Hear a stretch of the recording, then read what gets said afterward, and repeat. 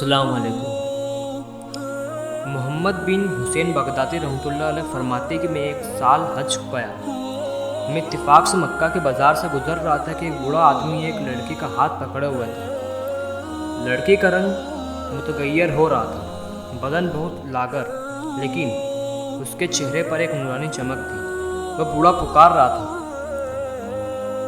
कि कोई इस लड़की का खरीदार है, कोई है जो इसको पसंद करे, कोई है जो 20 अशरफी से इसकी कीमत ज़्यादा दे, इस शर्त पर कि मैं इसके हर ऐब से बरी हूँ। मैंने उस शख्स के करीब जाकर पूछा कि इस बांदी कीमत का हाल तो मालूम हो गया, इसमें ऐब क्या है? वह कहने लगा कि यह लड़की पागल है, हर वक्त गमज़दा रहती है, रात भर नमाज़ पढ़ती है, दिन भर रोज़ा रखती है, न खाती है न पीती है, हर जगह बिल्कुल तन्हाई पसंद करती है। जब मैंने उसकी बात सुनी तो वह लड़की मुझे पसंद आ गई और मैंने उसको ख़रीद लिया और अपनी क़ियामगाह पर ले गया। मैंने उसको देखा कि वो ज़मीन की तरफ सर झुकाई बैठी है। फिर उसने सर उठाया और कहने लगी कि मेरे छोटे आका, आपका वतन कहाँ है? अल्लाह ताला आप पर रहम करे। मैंने कहा इराक़ है। कहने लगी कौन सा इराक़, बसरा या कूफा? मैंने कहा कि दोनों नहीं। कहने लगी तो क्या आप बगदाद के रहने वाले हैं? मैंने कहा हाँ। कहने लगे कि वाह वाह, वह तो आबिदों का शहर है, जाहिदों का शहर है।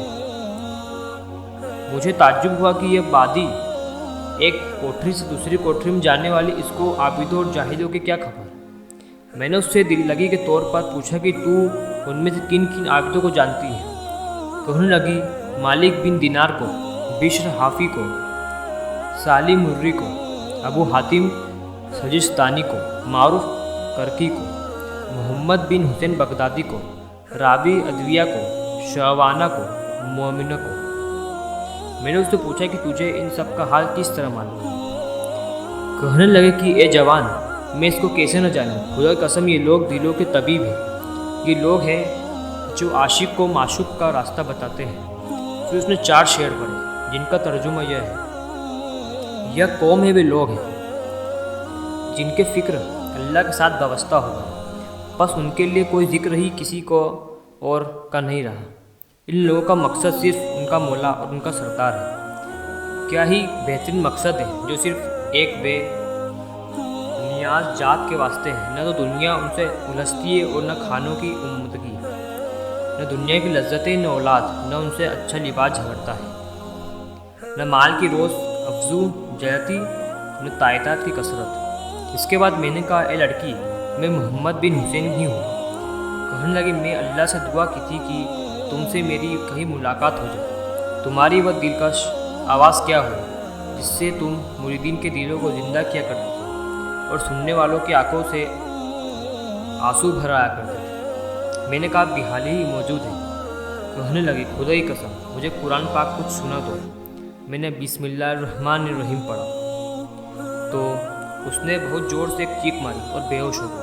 मैंने उस पर पानी छिड़का जिसके उसको इफाका हुआ तो कहने लगी इसके नाम का ये असर है, अगर मैं उसको पहचान लूँ और जन्नत में उसको देख लूँ तो क्या हाल होगा? फिर कहने लगी अच्छा पढ़िए, अल्लाह जल्ल शानु आप पर रहम करे।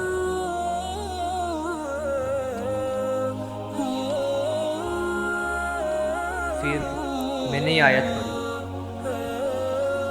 जो लोग बुरे काम करते हैं क्या वे यह गुमगान करते हैं कि हम उनको उन लोगों के बराबर कर देंगे जो ईमान लाए और अच्छे अमल किए, कि उन सब का जीना मरना एक सा हो जाए? जो ऐसा गुमान करते हैं बहुत बुरी तजवीज़ कर रहे हैं।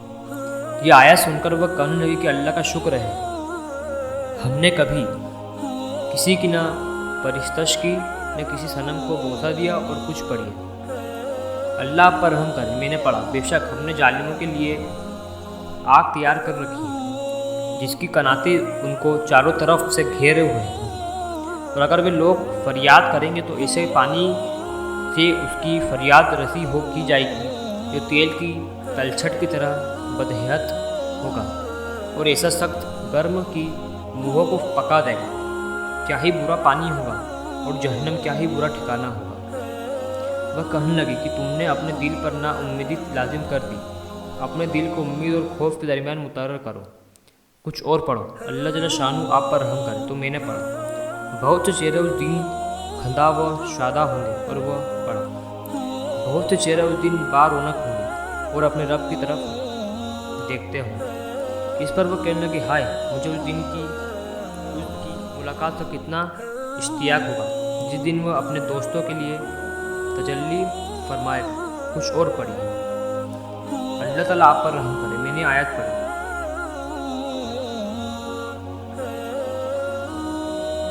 यानी सूरह वाक़िया के पहले रुकू के खत्म तक पढ़ी। इनका तर्जुमा यह है,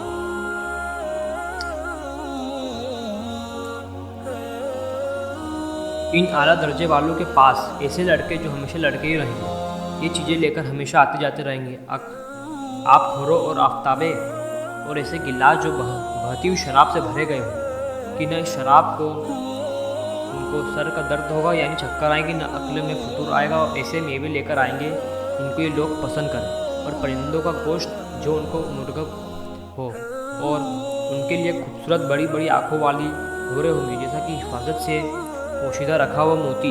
ये सब कुछ बदला है उन पर अमाल का जो वे दुनिया में किया करते थे। ये लोग जन्नत में न बक बक सुनेंगे और न कोई बेहुदा बात, बस सलाम ही सलाम की आवाज़ हर तरफ से आएगी। और नंबर 2 कि हजरात जो दाहिने वाले हैं, यानी उनके आमलनामे दाहिने हाथ में मिले हैं, वे दाहिने वाला भी कैसे अच्छे आदमी हैं। वे उन बागों में रहेंगे जहाँ बगैर कांटों की बोरियाँ होंगी और तह ब तह केले लगे हुए होंगे, और बहुत लंबा समय होगा और बहता हुआ पानी होगा और बहुत कसरत से मेवे होंगे जो न खत्म होंगे न उनमें से किसी किस्म की रोक टोक होगी। इतना उसका दिल चाहे खाए, और मुझे फर्श होंगे। और उनके लिए भी औरतें होंगी जिनको हमने ख़ास तौर से बनाया, यानी ऐसा बनाया कि वो हमेशा हमेशा कुंवारियाँ ही रहेंगी, यानी सोहबत के बाद फिर कुंवारी बन गई और नाज व अंदाज के लिहाज से महबूबा होगी। और जन्नत वालों की हम उम्र होगी, और ये सब चीज़ें दाहिने वालों के लिए होंगी। फिर वो लड़की मुझसे कहने लगी, मेरा ख्याल है कि तुमने भी हूरों से मंगनी की है, कुछ उनके चेहरे के वास्ते भी खर्च किया है। मैंने पूछा कि मुझे बता दे उनका महर क्या हो, मैंने तो फ़कीर आदमी हूँ। कहने लगी, रात को तहज्जुद पढ़ना, दीन को रोज़ा रखना और फ़कीरों व मसाकिन से मोहब्बत रखना। इसके बाद उस बांदी ने 6 शहर पढ़े जिनका तर्जुमा यह है, ऐसे वह शख्स जो हुरों से उनके पर्दे से मंगनी करता है और उनके आली मर्तबे के बावजूद उनका तालिब है, कोशिश के साथ खड़ा हो जा, सुस्ती हरगिज़ न कर, नफस से मुहाजता कर, उनको सब्र का आदी बना, रात को तहज्जुद पढ़ा कर, दिन को रोज़ा रखा कर। ये उनका महर है। अगर तेरी दोनों आंखें उनको इस हाल में देख लें जबकि वे तेरी तरफ मुतवज्जा हो रही हैं और उनके सीनों पर अनारों की तरह से उनके पिस्तान उभर रहे हैं और वे अपनी हम अम्र लड़कियों के साथ चल रही हैं और उनके सीनों पर चमकते हुए हार पड़े हुए हैं, तो उस वक्त तेरी निगाह में यह दुनिया की जितनी जिए व जीनत है सारी सुबुक बन जाए। ये अशार पढ़ सकता है। मैंने फिर उसके चेहरे पर पानी वगैरह छिड़का तो उसको इफाका हुआ और उसने ये शहर पढ़ा, या अल्लाह ताला तू मुझे अजाब से बचाइयो, बेशक मैं अपने गुनाहों का जो मुझसे सादिर हुए इकरार करने वाली हूँ। तूने किसी कसरत से मेरी खताओं की लग़ज़िशें माफ़ फरमाई है। तू बड़े फजल वाला है, बड़े एहसान वाला है। मेरे लिए तदबीर नहीं इसके सिवा कि तेरी बख्शिश की उम्मीद है और तेरे साथ मुझे उसने जन है कि तू ज़रूर करम करे। ये अशार पढ़कर उस बांदी को फिर गशी हो गई और मैं जो उसके करीब पहुंचा तो मर चुकी थी। मुझे उसके इंतकाल का बेहद सदमा हुआ। मैं उठकर बाज़ार गया कि उसके तजहीज़ व तकफ़ीन का सामान खरीद लाऊं। जब मैं बाजार से लौटा तो कफनाएँ खुशबू लगी हुई मुतअत्तर लाश रखी हुई थी। 2 सब्ज़ कपड़ों में उसका कफन था जो जन्नत का लिबास था। कफन में 2 सतरें नूर से लिखी हुई थी। पहली सतर लाइन पर लिखा हुआ था, दूसरी ये आयत, खबरदार रहो कि अल्लाह के वालियों को न तो खौफ होता है न वे गमगीन होते हैं। मैं और मेरे साथी उसके जनाजे को उठा कर ले गए, जनाजे की नमाज पढ़कर दफना दिया और उसकी कब्र पर सूरह यासीन पढ़कर अपने हुजूर में चला गया। मेरी आंखों से आंसू बह रहे थे, दिल उसके फिराक से गमगीन था। वापस आकर मैं 2 रकात नमाज पढ़ी और सो रहा। ख्वाब में देखा कि वह लड़की जन्नत में फिर रही है, निहायत महकते हुए जाफरान के बगीचे में। रेशम के और इस्तबकर के जोड़े पहन रही है।